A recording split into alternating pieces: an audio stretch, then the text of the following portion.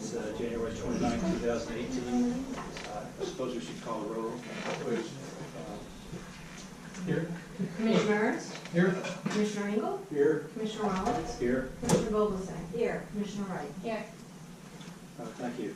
This is the first of 3 special meetings of the Greater Boca Raton Beach and Parks District. Purpose and the sole purpose of this meeting is to hear presentations from those that responded to our RFP for golf course architecture. The order of presentation times for each firm was selected by random drawing. Each respondent will be allowed 30 minutes to make their presentation and answer questions from members of the commission. Mr. Schultes, I recommend that you save 10 minutes at the end of your presentation for questions and answers, or you use your full 30 if you want, but we may have some questions if you don't mind. There's not much I can sell you on in 20 minutes, so we'll leave at least 10 or 12 for Q&A. Okay. A schedule of times and presenters for tonight and future meeting is available in our Beach and Tax District office. 2 additional special meetings will be held February 1 and February 12 at this office at 5:30 p.m. We've elected to open these meetings to the public so that you may observe the presentations. Any questions the public has may be asked at future district regular meetings. Once the final presentation is made this evening, the meeting will adjourn without comments by the commissioners. There will be no public discussion by the commissioners on the presentations until all responders have been interviewed. At our next regular meeting and after public requests, the Beach and Parks District, following completion of all interviews, the architectural firms will be ranked by the commissioners, and the executive director will be asked to negotiate with the highest ranked firm for the services. I want to remind the public that we will hear from you on a public request before we deliberate on the selection process. At that point, the executive director negotiates the highest ranked firm for the services, and the selection of golf course architect falls under the Consultants Competitive Negotiation Act, which specifically prohibits pricing for the consultants to be included in the proposal, and the ultimate goal is to select a consultant who is deemed to be most qualified. In your honor, Mr. Schultes. Oh, thanks, sir. Rather unique circumstance here where, generally speaking, I don't speak in front of my competitors on a interview process. This is a bit of a unique circumstance. My name is Kipp Schulties. I'm a golf course architect based in Jupiter, Florida. Let me scale forward to my background here a little bit. It's my 25th year in the business of golf course design. The first 5.5 I spent with Fred Couples and Gene Bates, working out of their Palm Beach Gardens in San Jose, California offices. My educational background is in civil engineering from Purdue University with a specialization in construction management. After graduating from Purdue, or actually while I was at Purdue, I was given an internship with Couples Bates. Spent the summer with them and was offered a job upon graduation, went back to school, finished. Came down to South Florida, started working in the business of golf course design. While I was doing that in the Couples Bates office, I was going down 1 to 2 nights a week to the University of Miami, obtaining an MBA in finance, in real estate development and finance. Besides Fred and Gene, I've actually done 2 projects in tandem with Mr. Nicholas, one with Ian Baker Finch. I'm intimately involved in the Honda Classic as one of their ambassadors, member of several superintendent chapters around the state, Palm Beach and Everglades being my primary markets down here in southeast and southwest Florida. Lee Marshall, here to my right, is one of my 2 design associates. Lee has been with me for a little over 4 years now after leaving Greg Norman's office, who we spent his first 10 years with. Very much like me, where we've kind of centered our location out here in South Florida, really don't go out here much. Lee was at a point where he was kind of tired of traveling all around the world doing work for Greg and said, I've got little kids at home and I'd rather stay at home. So this was an opportunity for him to kind of reset himself into a more family atmosphere. Graham Mecker is not here with me today. Graham has been with me almost 9 years now. He does most of our CAD, what we call computer-aided design, Photoshop renderings, things that you will typically sell to memberships or help use as an explanation tool to members. A little bit of background, and it's really coincidental I do because I showed this slide a lot, and I'm going to reference Reese Jones in the back of the room here. Do you remember this article from Golf Inc. magazine, where I always highlight this one because it's rather important. If you know the years of 2007 to 2011, we were going through a serious recession. Not only in our business, but basically the United States in general. Golf Inc. did a survey of the most active golf course architecture firms between 2007 and 2011. The guy who's in the back row back there actually was topping that list at number 1 with 16 projects over $1 million. I was third on that list with 13 projects over $1 million.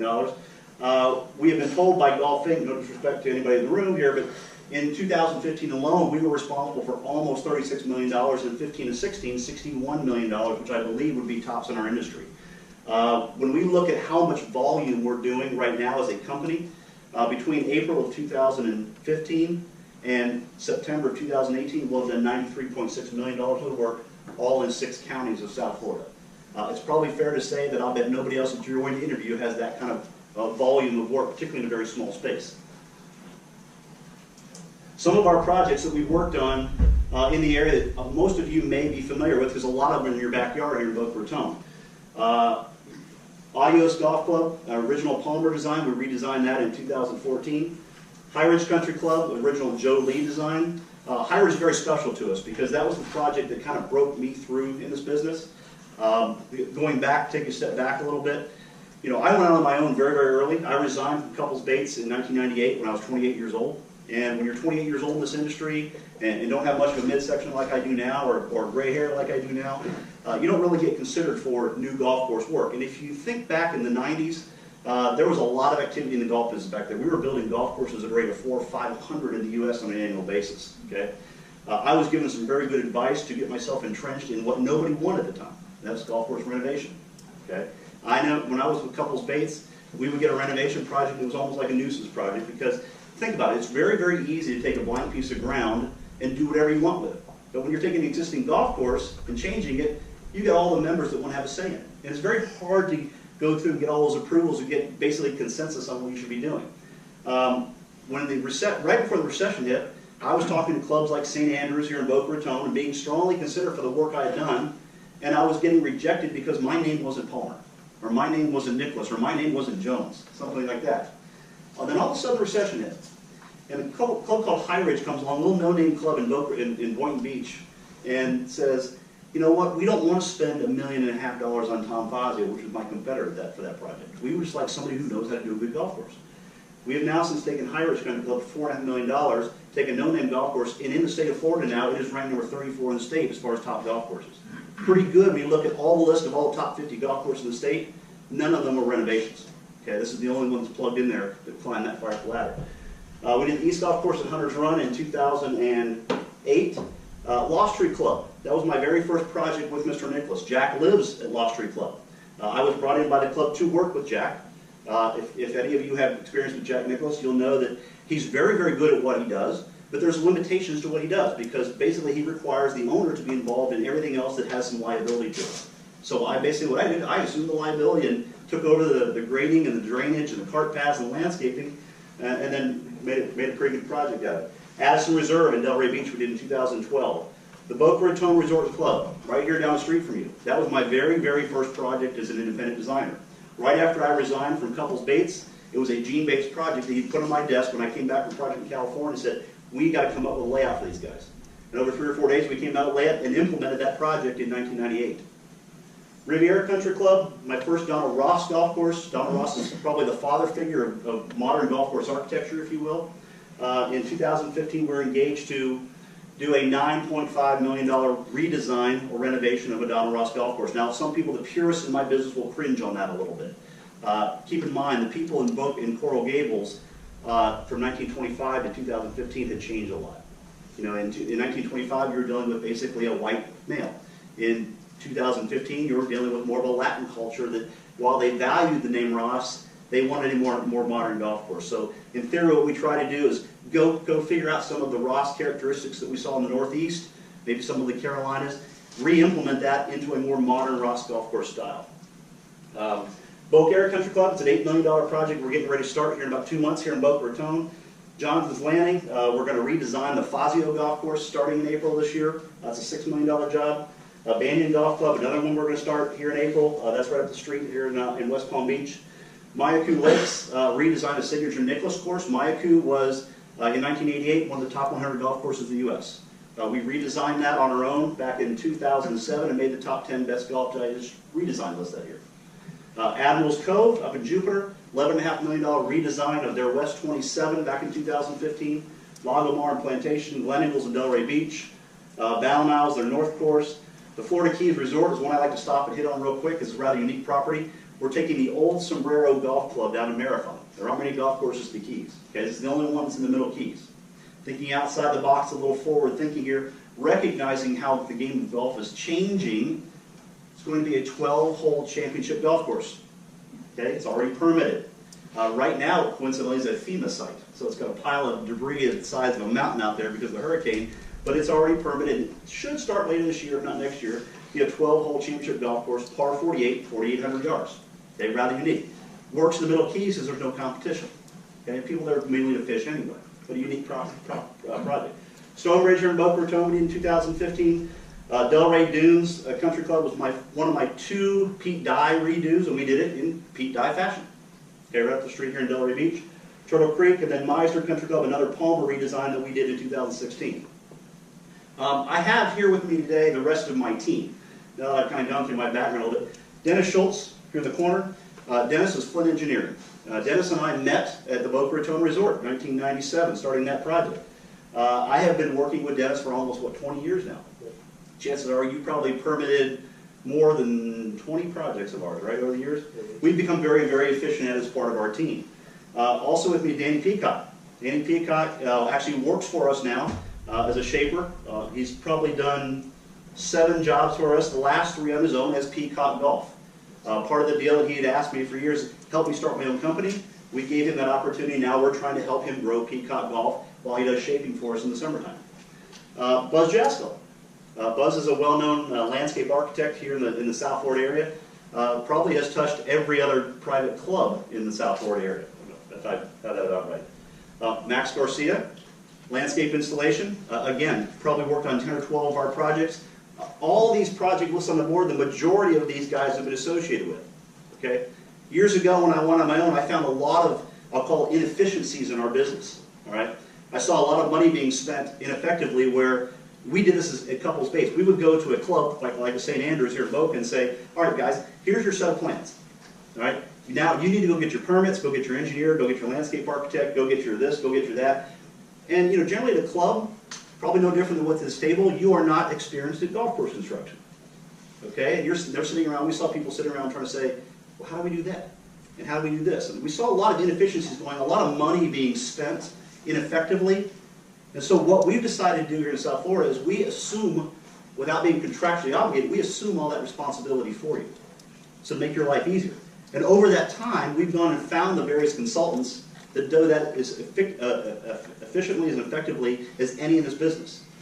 One that's not here today is also Wallace Surveying. Wallace Surveying is part of our team. Again, they're also a firm that's probably done 15 or 20 projects for us.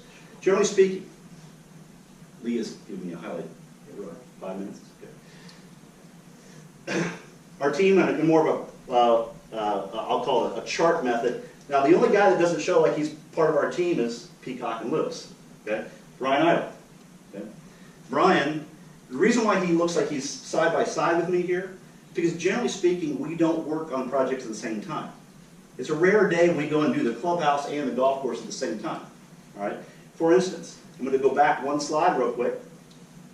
Brian just got done doing a clubhouse renovation at Adios a couple years after we did that.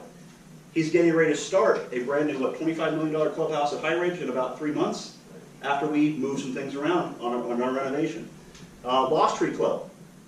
When we were doing that project, we made room for a new clubhouse there. So generally speaking, he comes in and follows after we get done with our work. What else we got here? Riviera. What's that project now, 40 million? $40 million clubhouse. We had to go on the golf course first. We moved the whole entire golf course around to create an additional, about 2 acres of space for a brand new $40 million clubhouse, which is now happening at the moment down there in Coral Gables. What else you got in here, Brian? What am I missing here? Ballon Isles. You did all the Ballon Isles work? Delray Dunes. So yeah, I mean, you generally speaking, between Brian, the team I've got over here, you have the most qualified group of team members of anybody doing golf course redesign and that whole team effort when it comes in here in South Florida. Okay. Just to give you some sample graphics, we generally use the latest in AutoCAD and MicroStation. We use both software packages, both in 2-dimensional and 3-dimensional aspects. Just some samples of some of the things we'll produce for you. Here's a picture of High Ridge. Another picture of High Ridge. Ballon Isles. Addison Reserve. Adios. And that's our team. So to wrap this up and open up for question and answers, if you're looking for the most experienced team and working in South Florida, here it is. If you're looking for the easiest path to permitting, whether it be South Florida Water Management, Carlos de Rojas over there, or Lake Worth Drainage District, Pat Martin, that group. You got the Army Corps of Engineers now to deal with, Jeremy Ashworth. You know, the various agencies. There's no one that you'll meet with here in the next 2 or 3, 4 days, whatever that is, that has more experience dealing with those issues to make your permitting as efficient as possible. If you're looking for the team with most experience down here, here they are. If you're looking for the team that has the most, I'll call it, efficiencies. If you're not looking to just throw away taxpayer dollars on marketing big names and trying to sell something and just use the best money, this is your team. Okay? We are the team that has the most experience here. We are the team that can be here on your site literally every day, and generally we are because we only work in South Florida. So if that's important to you, very easily to manage, very easy to control a project, make sure that all of your projects come in on time and on budget. So with that, we thank you for the opportunity. We'll open up for any questions. Commissioners? Sir. First of all, I want to say thanks for coming down and making the presentation, certainly appreciated. We are neophytes, and I'll be the first one to admit. Last time I played golf, the good news was I shot a 63 on 9 holes. The bad news is we stopped counting after 7 strokes. But to get to the question, do you see anything at Boca National that's particular to that course that you would address, and how would you address it? Well, when this RFP went out, you were doing this for 27 holes. That's correct. I saw an email come out. I was asking Brianne about it, and you were considering doing 18, so you had some room for other things. I've actually walked this property twice. I hadn't walked the property in the last year. I walked it twice up in the last 10 years, twice. Once when I think there was a group of guys called the Slavin Brothers that owned it, one from Chicago, one from New York. I then walked it, I'm going to guess 7 or 8 years ago, Ian Baker Finch, who's a commentator for CBS, won the British Open '91. He asked me to come because he thought he was going to get involved redesigning it. We looked at it and we thought, to do something special and unique here, why would you try to jam 27 holes into very, very tight spaces, which is what Boca Chica was, or Ocean Breeze, or whatever you want to call it. The flexibility in making something unique here is downsizing the golf amenity to make room for some other things that might be more important. Okay, there's room out there if you want to take this to 18 holes, for example. All the practice amenities in the world, or other amenities that you might face, opens up.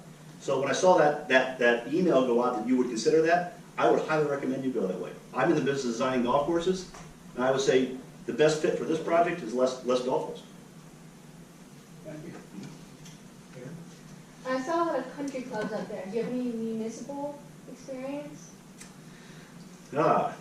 I normally do not go after municipal jobs. Okay, this is a bit unique circumstance, and it's because your budget and your location made it possible. Let's put it that way. I have gone after 3 municipal jobs in the past. One was the City of Hollywood, which we were actually awarded the contract for Hollywood Beach. Doug Preston was the reigning golf manager at the time. That project, we drew up all the plans, and it never happened. Okay, it's not surprising. That was in 2005 and 2006. We did submit a proposal to the City of West Palm Beach when they did theirs. We were not shortlisted. The only other municipal job was City of Pompano Beach. I did not submit a proposal, but I was requested for a land planning firm out of Pompano Beach to be part of their team. And I got a phone call about 4 months later saying, you finished #1 at Pompano. And I said, I didn't know what you're talking about. They said, no, you finished #1 at Pompano, the golf course. I'm like, I didn't submit anything for the golf course. Well, I'd forgotten that my group had. And so we had to go down there for an interview with the City of Pompano Beach, and the City of Pompano was governed by, there's a reason why I didn't go after it. The second reason, their budget was like $3.5 million, and they listed all the things they wanted to do on it, and it's not a feasible budget to accomplish all the things. Anytime you're trying to jam all this work into a budget that's probably 70 cents on the dollar, the chances of you having success are very, very small. And so we looked at that and said, I'm not of interest because I can't do anything that would be worthwhile. Well, we ended up getting #1, our team got #1, so I had to go in front of City of Pompano Beach City Council. And I got up there, and the other groups, see, I was part of a group called Abbas, Sakari and Associates, a land planning firm. That rings a bell at all? My 3 other competitors were Ray Floyd, Greg Norman, and I think one other name, I can't remember who it was at the time. Well, they were run by a board of, I'll say, 5, I think, 70-year-old men on the board. And they looked at me and they said, you know, we don't know who you are. You're a no-name. I said, yeah, pretty much. I said, compared to the other three, I am. So, yeah, they said, you know, we know who Greg Norman is, and we know who Ray Floyd is, okay? We think we should pull this back out and resubmit this, have them resubmit their proposal. And I said, I'm not interested. So I did finish number one, but wasn't selected. So there's my municipal background. I have drawn a full set of plans for Hollywood Beach and gone through the whole process with them and never implemented it. But you obviously know by our resume here that we probably touched 40% of the golf course within 30 minutes of downtown Boca Raton. So you know we have the skills to do it. No, yeah, I mean, plenty of experience. The only difference in municipal work is it's just we don't go through these interview processes. We generally get a phone call and say we'd like to have a contract from you. It's that simple. Here we have to go through these processes. What are your ideas on making this accessible for all levels of play? For all levels of play. I'm trying to think of a unique answer that everybody won't give the same answer. Because generally speaking, when you have 1 18-hole golf courses, which is what I think you will do here, it has to be accessible for everybody. It has to be accessible to the good player and the 45 handicap. Okay. Generally speaking, and here's what I would do then. We put a list of, if you look at their proposal we've got up there, we have a list of 20 projects, like I said, within 30 minutes a year. Every one of those was quote unquote built to championship quality golf, a championship golf course, if you will. Okay. People bought in to become members of those clubs. Okay, when they're 45 and 50 years old, back in the 80s and early 90s. All right. As they age, just like me, I don't hit the ball near as far as I used to. I used to be a 1 handicap. I can't do that anywhere near that anymore. All right. The game changes. Okay, all of a sudden that forced carry out there that's 200 yards out, it's not feasible for the majority of members anymore, and we need to change things. Okay. The challenge is not taking away the teeth of the golf course to make it more playable for everybody. So almost every project that I put on that board, we're moving lakes around to make things more playable. Okay? You know, Fred Couples always told me, because don't worry about sticking me way back there and doing whatever. If I'm willing to play in the back, I can handle it. Okay? Worry about my mom and my dad. Worry about my grandmother and my grandfather. How are they going to play this golf course? Without forcing them to do something that they can't do. A lot of that's revolving around here in Florida. We have a unique circumstance where we have to deal with a lot of water hazards. Okay? Not everybody has to do that. But here, the only way we get our golf course 2 feet above the water table is by digging lakes to elevate it. So we have a lot of lakes on our golf courses. So, you know, making things playable is almost always the case in every project that I showed you up here. It's just setting up angles as you go back and putting in hazards to keep it challenging. I noticed you didn't put Del Air up there. Did you I, put Del Air? I'll be honest with you, I can't put, there's probably 15 projects I didn't put on there. I couldn't put every project on There's there. no reason that you No. didn't put it up.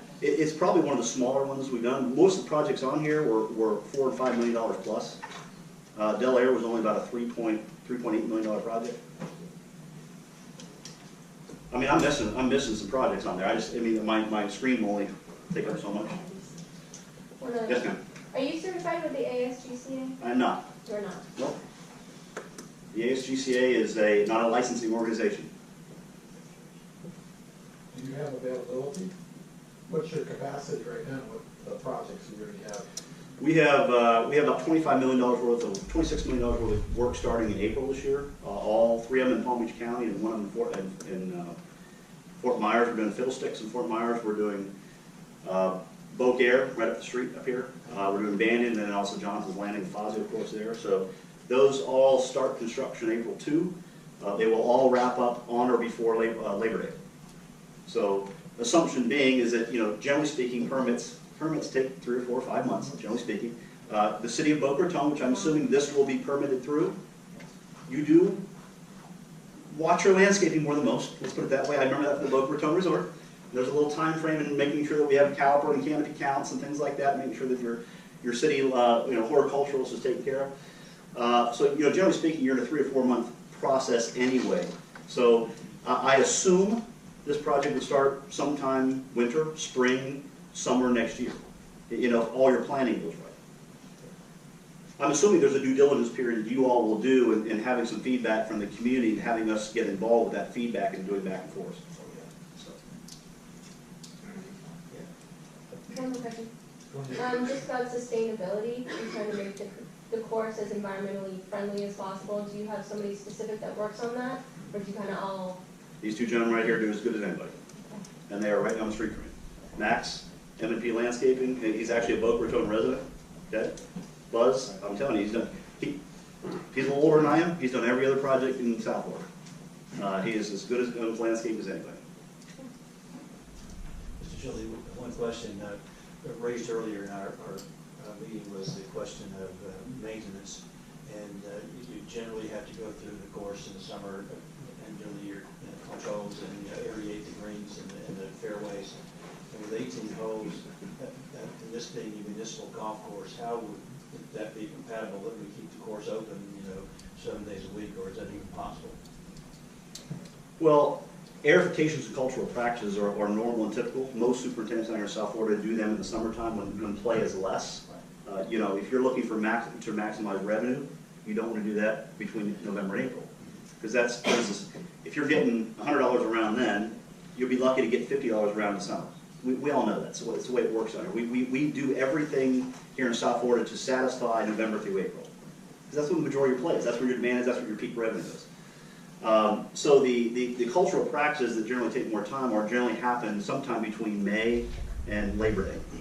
And you can pick your lead. You can once you've been open for a year, you'll know the days that are less busy or more busy, things like that. You just pick those days, and nobody likes playing the golf course the day after they airify the greens, but it's a necessity. Okay, if you're asking me, are we making a mistake by not going to 27 because we could shut down 9, 9, and 9 that way and always have 18? I think you're mistaken. No disrespect, because I think you're trying to take. You've got a budget here, and that's why I think half of us are here. It's a very healthy budget to do this project. But don't try to take, 10 pounds of potatoes and jam it into a 5-pound sack. Make sure the root, what was at Boca Chica before was set up for golf 40 years ago.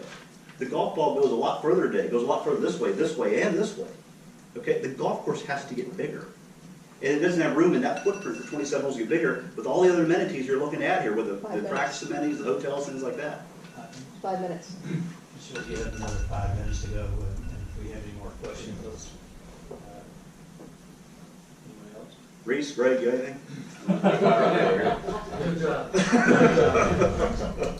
Another question, I was talking to someone else about maintenance costs. Yep. And I know there's a lot of advances that have come through, especially with irrigation systems. Do you recommend that, of course, purchase the irrigation equipment, or do you lease it?